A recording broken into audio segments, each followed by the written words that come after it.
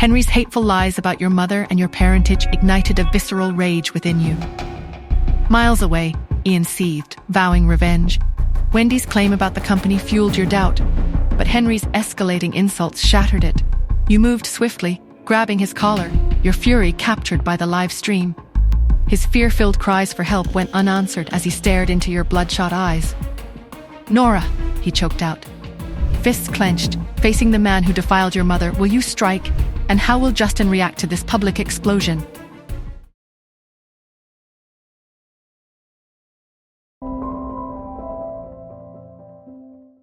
A gentle voice, tinged with a hint of breathless urgency, cut through the charged air. Every head turned towards the gate, and a figure emerged from the shadows, Caleb Gray. He offered a polite, almost tender nod. "I rushed over when I saw the stream, Nora. I was worried I would be too late." I frowned, a flicker of confusion warring with the lingering anger. What was he doing here? Caleb turned his attention to Henry, his demeanor instantly shifting. A note of disgust even colored his voice. "Do you really think there's no one left who knows the truth about what happened back then?" Henry clutched his bleeding nose, a pathetic sight. He scowled at Caleb. "What are you talking about?" "The truth about your marriage to Yvette," Caleb replied, his gaze unwavering. Henry's eyes flickered, a spark of fear momentarily visible. "What I just said was the truth. What are you implying? Are you planning to twist everything? Who are you anyway? Why would you want to help someone like her?" He gestured towards me with a dismissive wave. Caleb sighed, a weariness that seemed to belie his age settling over him. "I'm Caleb Gray." A shocked expression washed over Henry's face. "What? What exactly happened back then, Mr. Gray?" I asked, my voice low but carrying. Caleb sighed again, the sound heavy with the weight of the past. "I was only 3 years old at the time, Nora, so I didn't witness everything firsthand. But my father told me about it, and his account is considerably different from the story your father just fabricated. The Gray family's reputation in California preceded them. Henry knew better than to cross them." Caleb turned his gaze back to me, his expression softening slightly. "It's true that your mother was pregnant before she married your father, Nora," he said slowly, his voice measured. "But everyone knew that. It wasn't a secret. She was already showing when they got married." My eyes narrowed. "And then what happened?" I pressed, my voice demanding the truth.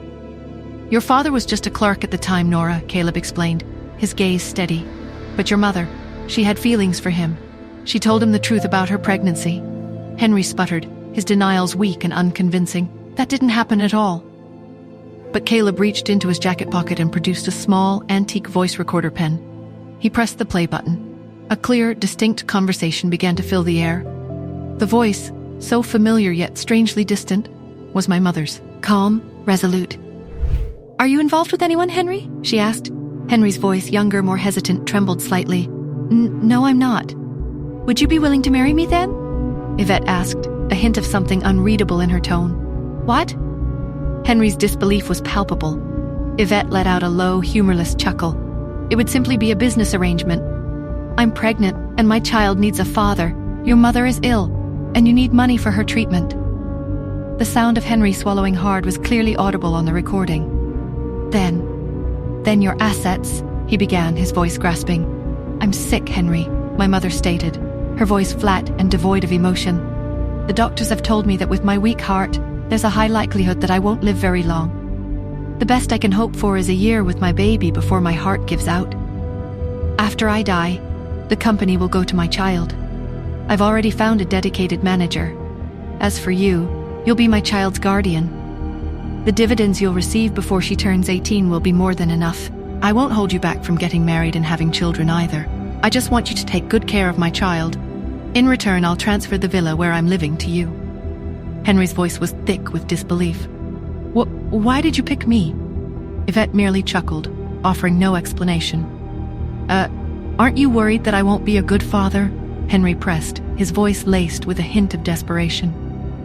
My mother's reply, even after all these years, struck me with its cold pragmatism. "I don't expect you to be perfect, Henry. Just make sure that she stays alive. Other than that, I'm sure you can figure the rest out." A brief silence hung in the air before she continued, her tone hardening slightly. "By the way, if anything happens to my daughter, then the villa will be taken back, and the company's dividends cut off. Do you understand?" Yes, I understand, Henry replied quickly, his eagerness evident. Okay then, if you agree, just sign this contract here. I'll give you 3 days to consider. Henry's voice, tinged with avarice, cut her off. No, it's fine. Where do I sign? As the recording ended, a stunned silence descended over everyone. Just make sure that she stays alive. The words echoed in my head. A small, almost imperceptible smile touched my lips. I finally understood.